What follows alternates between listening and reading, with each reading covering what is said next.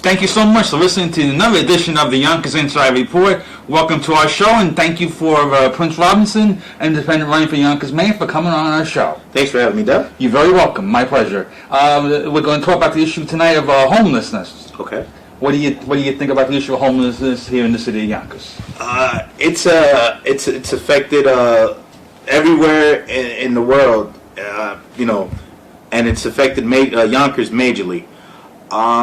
When you say homeless, people think, it might just be, the way people live and choose to live. There are many types of reasons, variables why one becomes homeless. It doesn't happen overnight, or it actually could happen overnight due to natural disasters. Domestic violence situations, veterans. Many people are affected by this, and a lot of people think they have the answers. Everybody that's homeless needs help. This city is a corporation. You have upper management, you have a CEO. If this was any kind of regular business and a homeless person just came in, you have to address the situation. You have to see what this person is doing at the business, and you have to, some kind of way, make sure there's a resolvement. So there needs to be more help from all areas that helps out with the homeless problem here in Yonkers.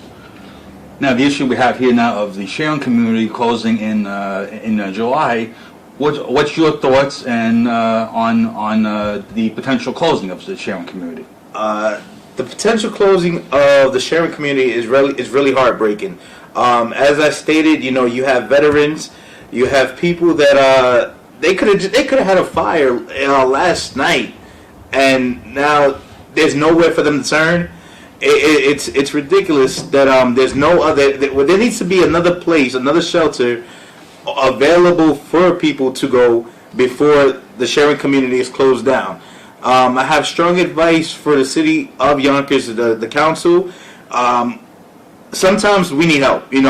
Whether we're homeless, whether we have jobs, whatever position we have, sometimes you need help. We might have to call reinforcements.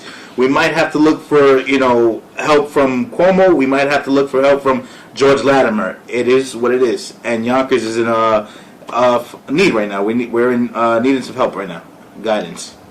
One last question: the issue of economic development here in the city of Yonkers, in terms of the $3 billion we've had in revenue of all these different projects, in terms of tax breaks that get handed out by the IDA and pilots that get handed out about the IDA. What are your thoughts on economic development here in the city of Yonkers? Well, development is a beautiful thing here in Yonkers when it's progressive and when it's beneficial for the majority. The fact is, though, the benefits have not been for the majority. If moving forward, developers, when it comes to terms of pilot agreements, there should be some funding available for the homeless population. Like, all right, we're going to give you a decent tax break, but at least, look out in return for the population of the homeless people that we have, in our city, so that they won't have to go outside of Yonkers, so that we could have more people, of all walks of life in our city.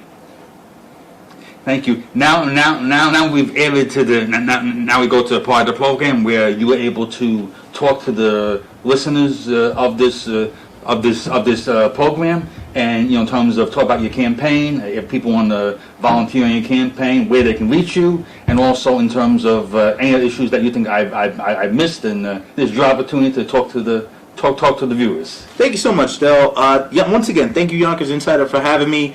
Once a month, we try to do events with My One Sister and Gentlemen Still Exist. It's two programs that my mother and we run. She runs the My One Sister. I run the Gentlemen Still Exist. And it's basic life skills and fundamental. It's actually most of our programs are free, and we bring guest speakers that are powerful and have been through quote unquote the struggle. And so it just we teach. She gives courses to help women and other people get their the GED and get their education game on. And where I might give a course, a seminar, or bring people to help out with the reflection of the men in the community, young men and the men growing up, so that chivalry is still here. As I'm running for mayor of Yonkers, I am on the independent side, and I'm trying to create the unity party in hopes that it's not a Republican thing, it's not a Democrat thing, not a black-white thing. It's unified. We're all working for the same cause. I'm on Instagram, very active, and Twitter. It's Prince for Mayor. On Twitter, PR for Yonkers. And